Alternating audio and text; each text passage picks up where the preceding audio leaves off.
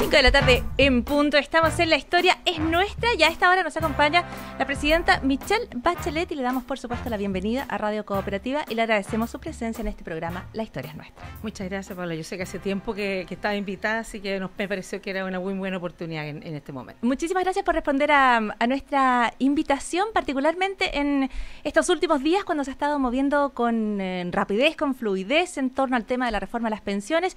Le hemos visto rápidamente avanzar desde la cadena nacional a la cena con los empresarios, la reunión con Comunidad Mujer, luego el encuentro con los expresidentes Frei y Lagos y la reunión con los partidos políticos esta mañana, tanto de oposición como de gobierno.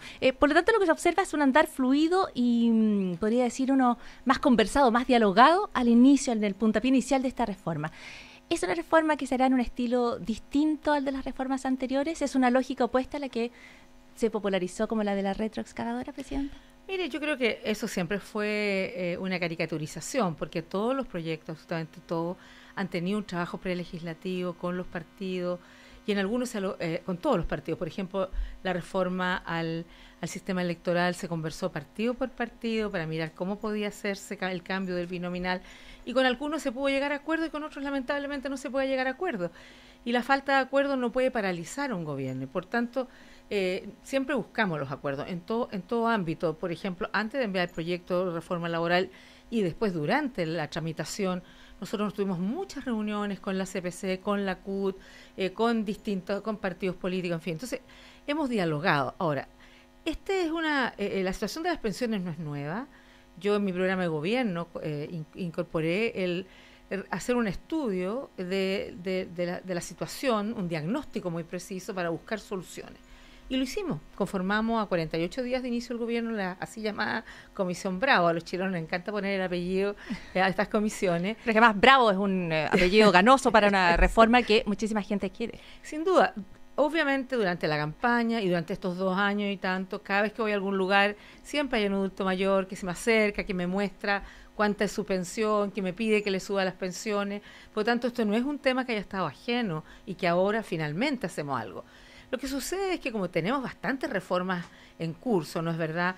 Habíamos estado mirando de la Comisión Bravo cuáles eran los componentes que nosotros como gobierno, dado también las restricciones económicas que tenemos, cuáles eran las cosas que podíamos hacer para mejorar las pensiones, porque finalmente de eso se trata. O sea, ya estaban en esto, y esto frente a la crítica respecto a que la comisión había entregado sus resultados y que no se había avanzado, que fue la crítica que se escuchó hasta antes de la manifestación. La verdad es que no, nosotros teníamos, inmediatamente después de recibidas las propuestas, que además no fue la propuesta, y eso es lo que lo hace tan complejo, porque aquí hubo 22 personas que conformaron esa comisión, expertos nacionales e internacionales, 11 estuvieron por la propuesta, o 12 por la propuesta A, 11 por la B y una por un tema de reparto completamente.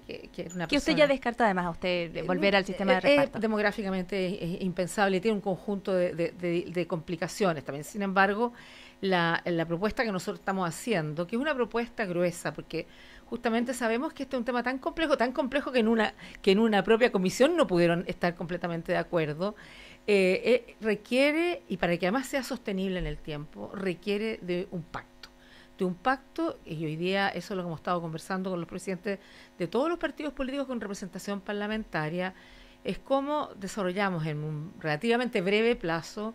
Hemos fijado una metodología, ¿no es verdad? Vamos a convocar personas, expertos o quienes los partidos estimen que es la persona que los va a representar en general y buscar cuál es, como decir así, el mínimo común múltiplo, es decir, en qué podemos todos estar de acuerdo, ¿no?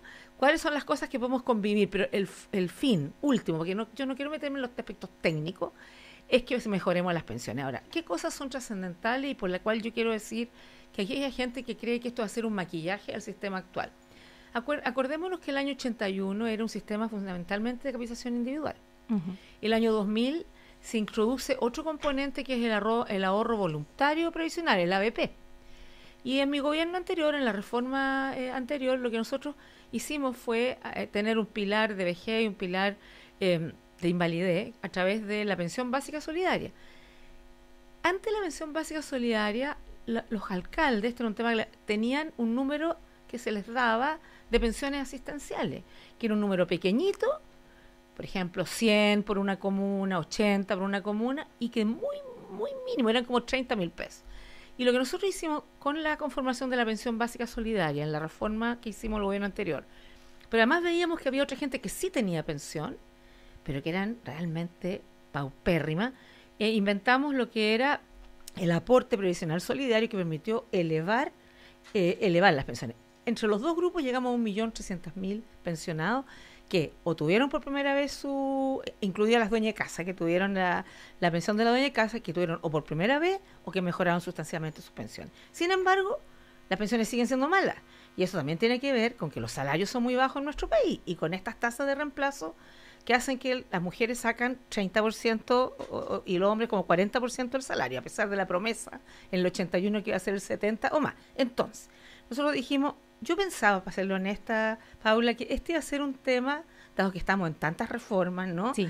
Que este iba a ser un tema de la campaña presidencial próxima, que nosotros íbamos a seguir trabajando. Yo conformé un comité de ministros inmediatamente tras la entrega de la Comisión Bravo, y ellos estaban trabajando estas temáticas. Pero yo pensé que nosotros íbamos a entregar todo un material, pero que probablemente iban a haber otros tiempos, porque estamos metidos en tantas cosas, ¿no? Y la economía en la situación que está de todo eso. Pero la verdad es que esta situación se gatilló, y se gatilló en gran parte, creo yo, por el tema del jubilazo. Porque la gente, yo le digo, todos los días uno habla de pensiones con las personas en terreno, pero esta sensación de que había sistemas que permitían distorsiones tan grandes hizo que la gente que hace rato estaba molesta por las pensiones o que está preocupada por sus futuras pensiones, porque había mucha gente no pensionada que salió a la calle con su familia, ¿no es verdad? Entonces, nosotros, bueno, seguimos trabajando, pedí que se apuraran los ministros, y yo decidí que yo me tenía que hacer cargo, porque aquí tenemos un problema que es crónico, que lleva mucho tiempo, que apoyamos una parte, pero quedó en desnudo el resto. Y la propuesta que nosotros estamos haciendo no es un maquillaje, porque estamos planteando un nuevo rostro. Aquí vamos a hablar del sistema provisional.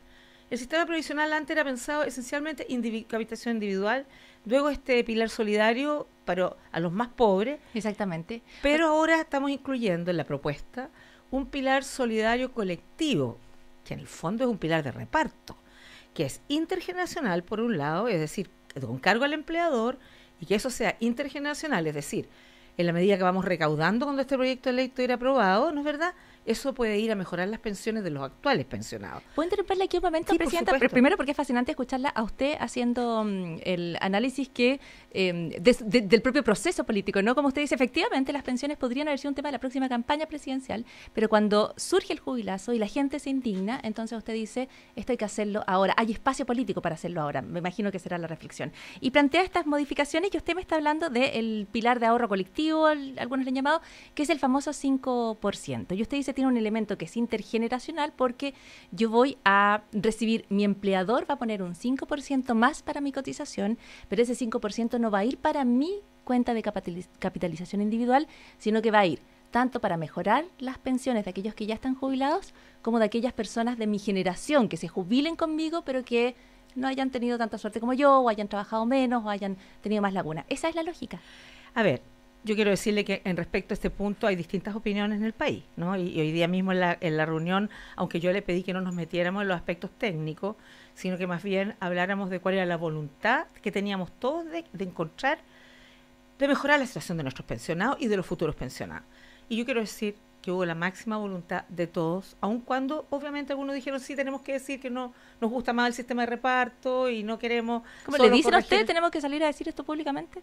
¿Ah? ¿Le dicen en la reunión, mire, vamos a tener que salir a decir esto públicamente? Pero no, yo no les ni les pregunto lo que van a decir, ni los pauteo tampoco. No, ellos plantean, a nosotros nos gusta más esto, pero estamos dispuestos a buscar cuáles son los mínimos para conversar. Claro, lo que quiero decir es que hay gente que dice, mire, no nos gusta esto que usted planteó, porque no creemos que hay que hacer otro cambio de otra manera, pero otros dicen, sabe que estamos preocupados, que estos cambios que usted está proponiendo, del 5% del empleador, pudieran significar que se los carguen a los trabajadores, en fin.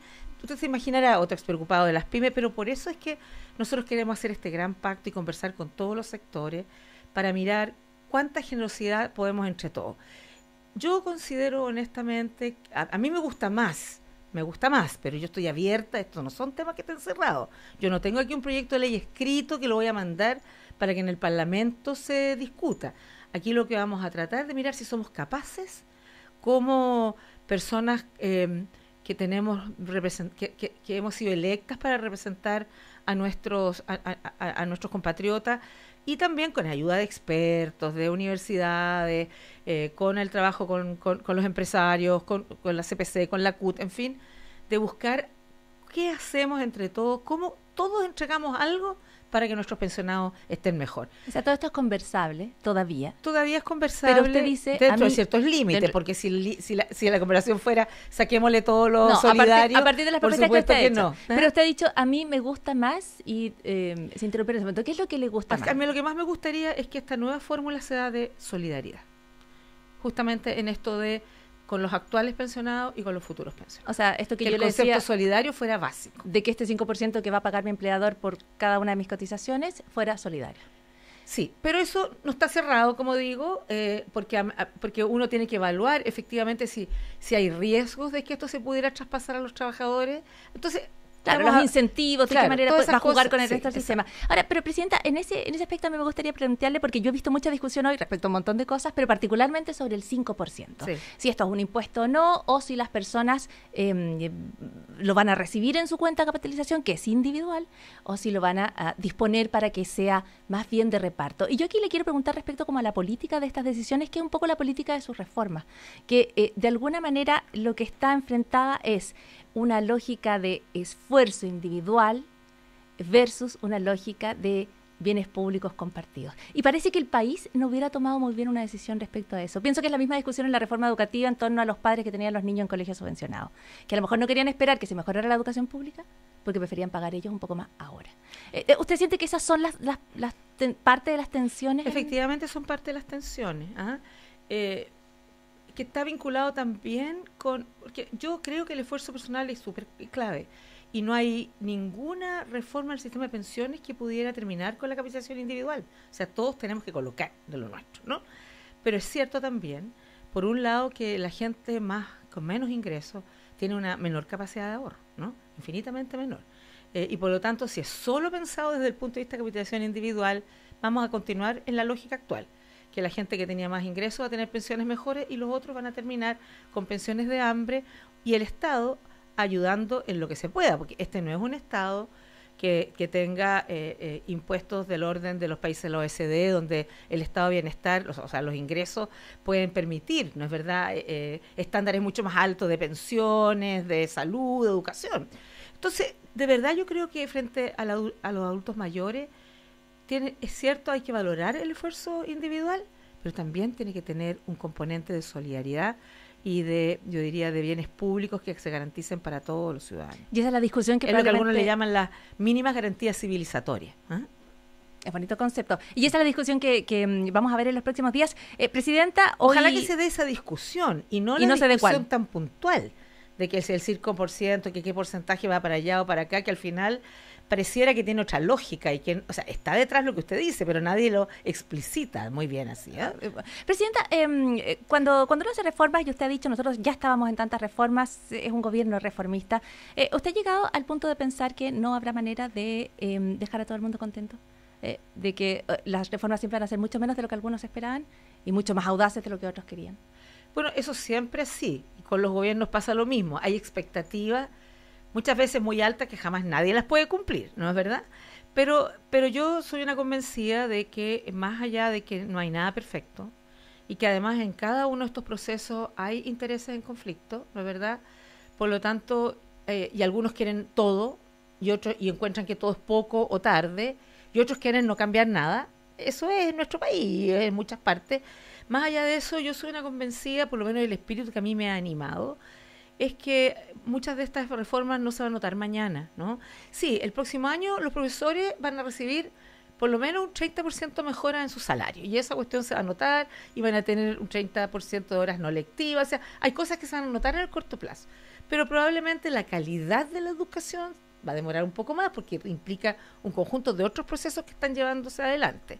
Los padres que no tuvieron que pagar copago en las escuelas subvencionadas particulares ya notaron eso. Los niños los chiquillos, los 137.500 estudiantes de educación superior que entraron gratuitamente o que continúan su carrera, también lo van a notar. Pero hay cosas que se van notando a más largo plazo. Y nosotros lo que sí creo que siempre sucede eso, que no todos quedan contentos, no quedaron todos contentos con la reforma de la salud, con ningún proyecto de ley, con ningún proyecto de ley tampoco, ¿no es verdad? Siempre hay personas, pero yo soy una convencida que van a beneficiar a la gente. Y en ese sentido se le preguntaba en relación a su popularidad, cuando la popularidad va bajando, si usted no ha asumido de alguna manera que es un proceso inevitable como parte de las reformas y que probablemente con el tiempo su gobierno sea mejor evaluado de lo que es, por ejemplo, evaluado hoy en las consultas. Mire, sin duda que cuando las reformas están en curso y no se notan directamente los cambios, y muchas veces la posibilidad de uno de comunicar exactamente para dónde vamos, y se instala muchas veces más bien la visión de quienes no quieren esos cambios, ¿no? Hace que la gente pueda no evaluar positivamente esos cambios, o el gobierno o esta presidenta. Yo lo que creo es que, por un lado, las personas en este periodo de crisis de confianza, una de las cosas que esperan es que sus representantes cumplan con lo que dijeron cuando postularon a los cargos de representación. Y yo, cada una de las cosas que he hecho es lo que me comprometí durante la campaña. Por lo tanto, me imagino que en algún momento, más adelante, cuando se empiezan a ver los frutos concretos, la gente va a poder valorar, uno, cumplió, hizo lo que había dicho, por lo tanto, eso significa que hay políticos que dicen y cumplen, ¿no es verdad? No solo yo estoy diciendo, en mi caso, estamos hablando de mí. Y segundo, van a empezar a vivir los frutos concretos de las reformas. Y yo creo que eso es algo, yo no hago nada de esto no lo hago por la popularidad, digamos, porque yo hoy día les decía a los presidentes de los partidos, yo no soy populista ni soy irresponsable. Porque si fuera populista o irresponsable, yo diría, por ejemplo, mañana gratuidad 100% de la educación. Invento, saco plata de no sé dónde y que el próximo gobierno se las arregle como sea. Lo mismo con las pensiones. Mañana subo las pensiones y me voy feliz, todo el mundo me ama y al día siguiente no hay cómo pagarla. Entonces, eso no, yo no hago eso. No para subir en popularidad, voy a hacer algo que sea poco serio, irresponsable o que pueda además ir en contra de las personas. En el mundo está más bien bajando las pensiones, bajando los beneficios sociales. Hay una discusión en todas partes. Y por la crisis económica, ¿no? Además. Entonces, pero yo, mire, voy a ser súper responsable. Para mí el tema de los adultos mayores, bueno, yo soy adulto mayor, entre otras cosas. Tengo derecho también a jubilarme. A lo mejor hay algunos que me van a andar gritando, jubílese, por favor. ¿A qué edad cree que ¿a qué edad cree que se tienen que jubilar las mujeres? Yo creo que tenemos que hacer esa conversación. A ver, en la práctica hoy día son pocas las mujeres que se están jubilando a los 60 años. El promedio que me han entregado a mí es de 63 años, porque las pensiones son muy bajas. Entonces, efectivamente, las personas, y por ejemplo, si usted sube de 60 a 65 años, la verdad que el ahorro aumenta sustancialmente. Y los hombres tampoco se están jubilando en promedio a los 65 años, están jubilando a 67, 68. Entonces, pero yo aquí quiero decir, nosotros entendemos que estamos viviendo más años, y por lo tanto hay que abrir esta discusión, si es que hay que elevar la edad de jubilación. Pero es políticamente muy complicada. No, pero yo quiero decir dos cosas. Primero, hay dos variables que hay que analizar con mucho cuidado. Uno, ser mujer. Ser mujer, trabajar, llegar a la casa, trabajar, cuidar a los niños, cocinar, etcétera, etcétera, ¿no es verdad? Significa que esa mujer tiene, perdón que use esta palabra, mucho más desgaste humano, físico, emocional, ¿no es verdad? Emocional, que un hombre que no hace esas cosas. Lo segundo es distinto si usted es un hombre que es un profesional, que tiene un buen salario, que se desplaza cómodamente, a un hombre que trabaja duro, que tiene un mal salario, que tiene un trabajo fuerte, forzado. Entonces, estas no son discusiones de blanco-negro, son discusiones que tienen que decir, a ver, claro, este tema yo no me puedo cerrar a mirarlo, porque cuando estamos viviendo las mujeres promedio, no sé, 82, 84 años, la verdad es que es mucho el tiempo, ¿no es verdad?, en que la persona va a seguir recibiendo una pensión y con el siguiente agravante, digamos que es agravante, que es que la natalidad está bajando y va a haber hoy día los pasivos y los activos, es decir, los que generan los recursos que nos permiten pagar las pensiones, están como cruzados en el número con los que son pensionados. Pero las estimaciones demuestran que en el futuro, en un momento, vamos a tener más personas pasivas, pensionadas, que activas, generando los ingresos, los recursos. Entonces, este es un tema que hay que mirar con cuidado. Pero yo voy a defender siempre que si en algún momento hay que ampliar esta edad de jubilación, miremos entonces cómo compensamos a las mujeres ¿Y qué otras cosas de compensación, y le digo así, podemos hacer con las personas con menos recursos? Porque no se llega a una edad en las mismas condiciones, ni físicas ni mentales. Ya, no una regla para todos. O sea, no sé cómo, pero tenemos que pensar en qué mecanismo, si es que se opta por... Sí, yo tengo la impresión de que usted está invitando al país a pensar respecto a estas cosas, y es lo que ha hecho la reunión de la mañana. Y sobre eso me gustaría plantearle un tema que es más de la contingencia, pero que llamó muchísimo la atención, y es que cuando los presidentes de los partidos políticos salían de la reunión, se les preguntaba, en cambio, por las declaraciones del general director de Carabineros. A quien usted conoce, fue su edecán, y hoy consideró necesario salir en un video en YouTube diciendo que él sería el primero en defender nuestras pensiones. ¿Qué pasó con el general director? Lo primero es que yo vi el video entero.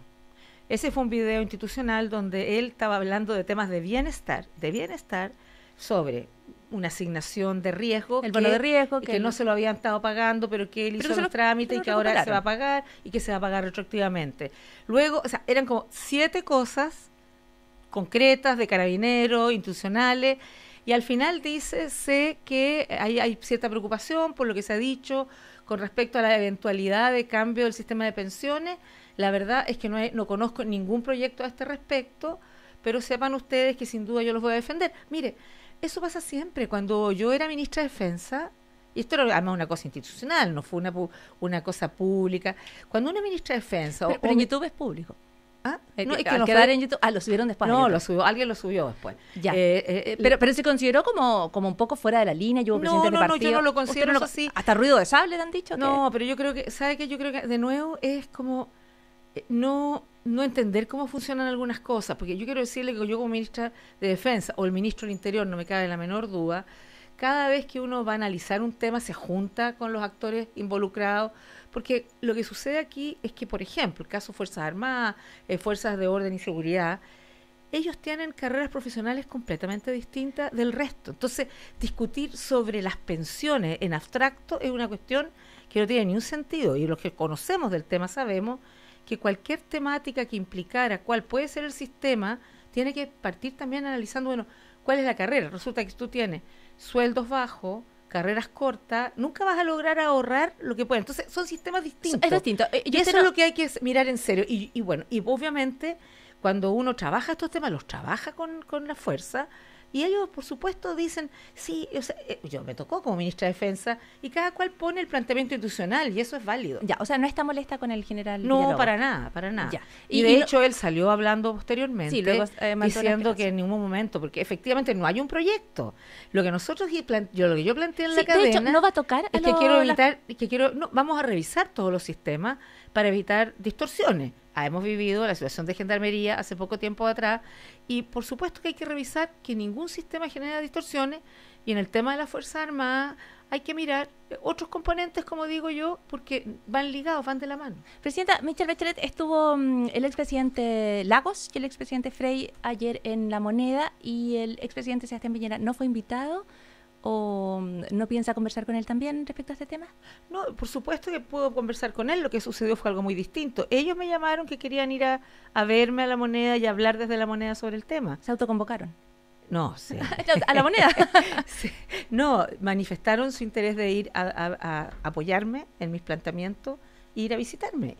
El presidente Piñera no me llamó, no. Ya, entonces fue el presidente Lagos, que tuvo estos dichos tan polémicos respecto a Chile finalmente, ¿no? Decir que el país tenía la peor crisis de legitimidad desde que él tuviera memoria. ¿Usted coincide con eso?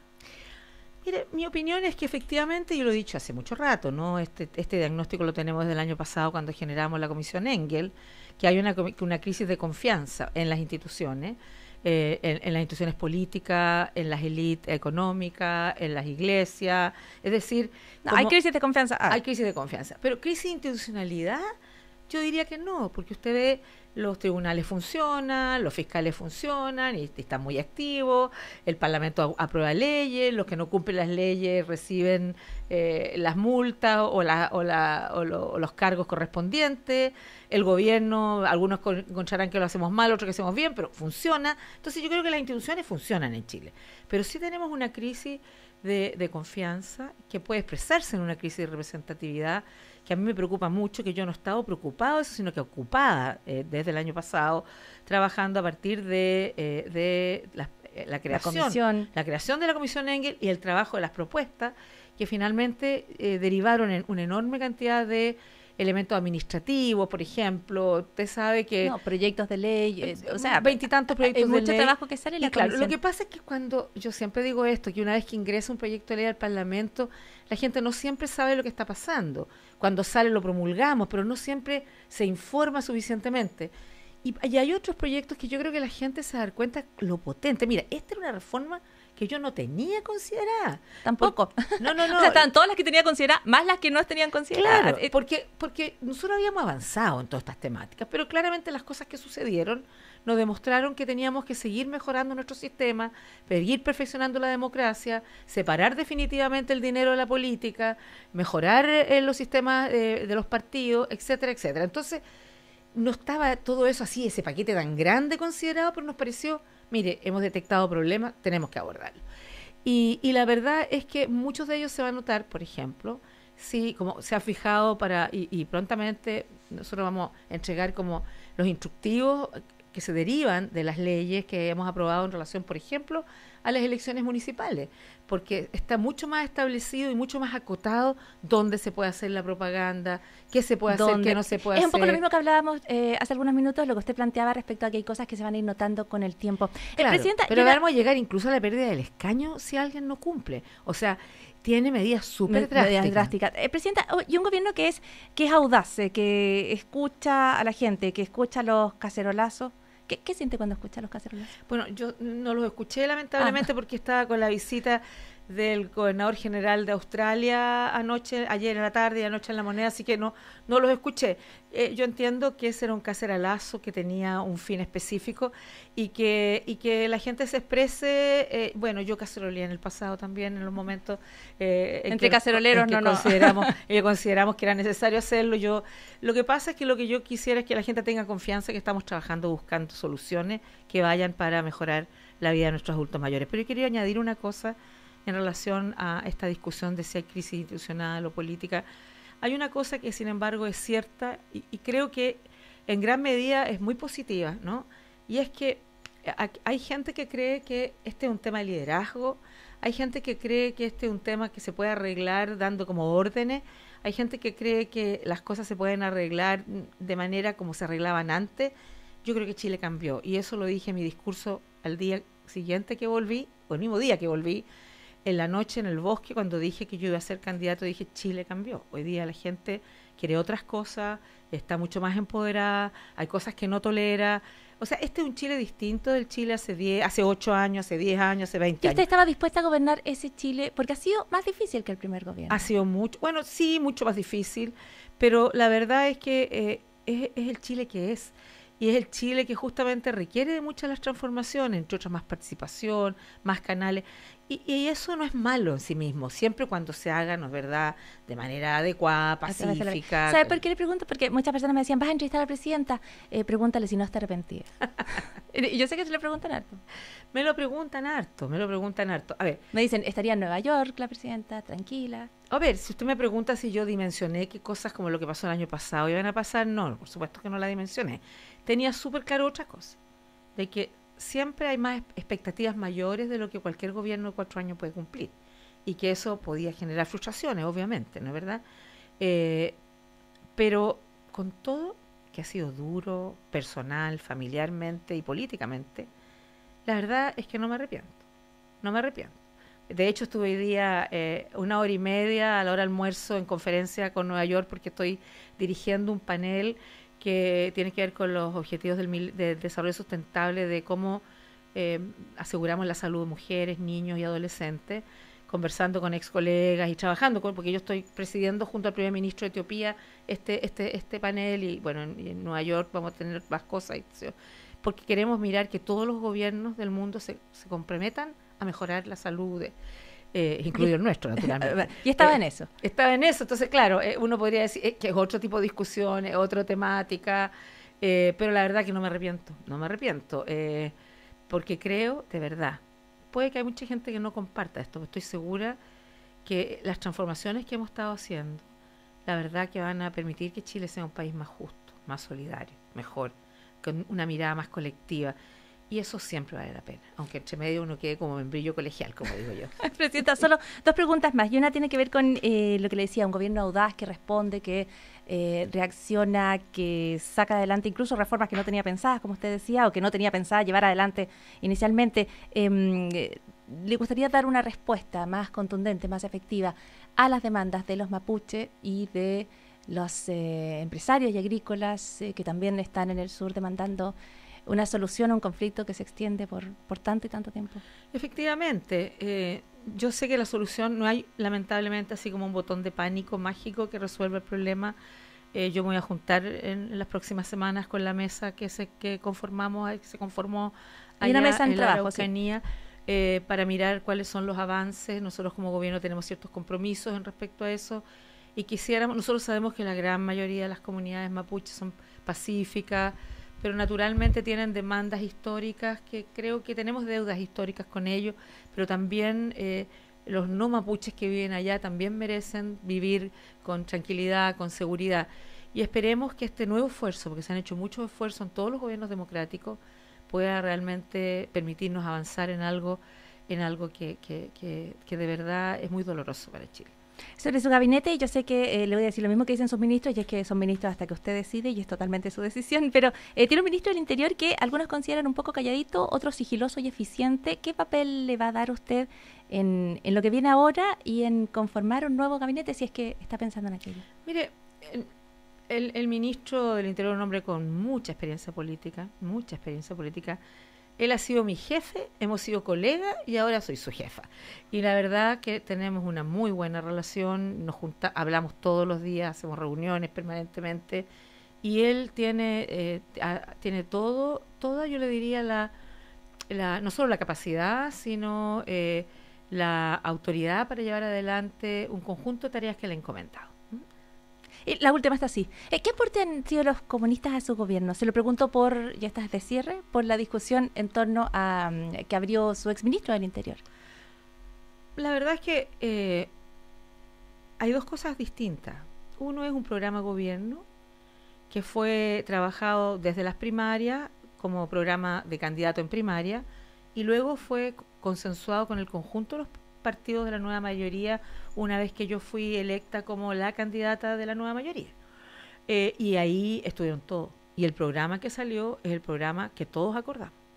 Puede ser que a algunos no les gustara una partecita que otra, pero ahí no hubo una imposición de ningún partido sobre otro y finalmente fue el programa que yo asumí y aprobé como candidata. Y por lo tanto, y lo que hemos hecho en el gobierno tiene que ver con el programa. Y por lo tanto aquí no es efectivo que haya una imposición de un partido sobre otro en el gobierno. Yo he tenido primero una ministra y un subsecretario, ahora 2 ministros comunistas, y ellos, como todos los ministros, han sido personas leales, trabajadoras, disciplinadas. Y la verdad es que, por ejemplo, en el Comité de Ministros de Pensiones, en que hay distintas miradas, la verdad que cuando ellos me trajeron la propuesta que se reflejó en la cadena nacional, más algunas cosas que yo incorporé naturalmente, estaban todos de acuerdo, absolutamente todos. Y ahí había una variedad de partidos. Sí, le podría haber preguntado por cada partido, pero los comunistas eran los que estaban en la discusión política. Finalmente me impelen a que le pregunte si usted puede garantizar la continuidad del pan más tradicional de los que se consume en Chile, las marraquetas. Por supuesto que sí. Ahora, yo creo que aquí, de nuevo, se ha generado una discusión que no corresponde a la realidad, porque el Ministerio de Salud lleva un par de años trabajando con la Federación Chilena de las Panaderías y con la Asociación de Supermercados y están trabajando, y no solo trabajando, sino que ya han tenido resultados, en mirar cómo se baja la cantidad de sal, ¿no es verdad? Porque la cantidad de sal que consumimos diariamente es por un pan, es el 92% de lo que recomienda la Organización Mundial de la Salud para todo el día con todos los alimentos. ¿Por un pan hacemos toda la sal del día? Sí. Estamos mal. Con un pan con 800 miligramos de sal, digamos, ¿ya? Ya, que es el pan que se está vendiendo. No, o que se estaba vendiendo al principio del trabajo con el Ministerio. Todavía en algunas partes tal vez, pero se ha ido un trabajo en que ya se logró bajar a 500 miligramos, ¿ya? La OMS dice que el máximo recomendado es 400, pero ya bajamos a 500, que es como el 40 y tantos % de lo diario. Y la verdad es que se ha estado trabajando. Y yo cuando el otro día lanzamos un eje de trabajo que es alimentos saludables, que está haciéndose con Corfo, fuimos a una fábrica donde están preparando harinas y cosas que nos permitan hacerlo cada vez más saludable. Y había una muestra, y había una panadería que existe en Maipú, parece, pero hay otras más también, que hace, y yo probé la marraqueta y la verdad que era crujiente, era rica, o sea, y era con menos sal y con una, no sé. Entonces, todos queremos la marraqueta, es exquisita, tiene que seguir, pero ojalá encontremos la manera, que ya hemos avanzado, para que esta marraqueta sea lo más saludable posible para todos nosotros. Pues si nos ponemos de acuerdo, perdón, sí. Uno de los problemas más graves de salud que tenemos es la hipertensión y la relación con la mortalidad por accidentes cardiovasculares y también accidentes cerebrovasculares. Entonces, la verdad es que la idea es comamos rico, pero más sano. A ver si nos podemos poner de acuerdo en lo del pan, en lo de la marraqueta, en las cosas chicas y en las cosas grandes del día a día y de la historia de los chilenos. Presidenta Michelle Bachelet, muchísimas gracias por haber estado hoy con nosotros. Muchas gracias y esperamos que en las pensiones sea como tener la marraqueta debajo del brazo. Como una marraqueta. Sí. Muchísimas gracias. Buenas tardes. 5 de la tarde con 36 minutos. Despedimos a la Presidenta de la República. Por supuesto, le agradecemos nuevamente que haya visitado nuestros estudios en Radio Cooperativa y la historia es nuestra. Y nos vamos a la pausa solo para regresar porque la historia siempre vuelve.